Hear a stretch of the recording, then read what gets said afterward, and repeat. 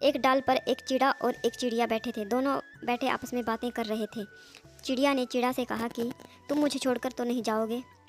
तो चिड़े ने कहा कि अगर मैं छोड़कर चला जाऊंगा तो तुम मुझे पकड़ लेना। तो चिड़िया ने वापस से कहा कि मैं तुम्हें पकड़ तो सकती हूँ लेकिन फिर पा तो नहीं सकती।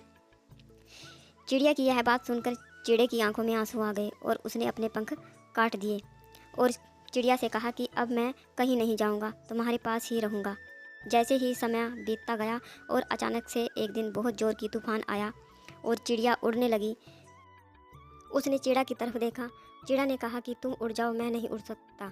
तो चिड़िया अचानक से उड़ गई और जब तूफान थमा तो चिड़िया वापस से आई और उसने चिड़ा को इधर उधर ढूंढना शुरू किया, लेकिन उसे चिड़ा कहीं भी दिखाई नहीं दिया। फिर उसने अचानक से देखा कि चिड़ा नीचे मरा पड़ा हुआ है और पीछे की डाल पर लिखा हुआ था, काश मैं तुम्हें छोड़कर नहीं उड़ सकती। एक बार उसने कहा होता तो मैं तूफान आने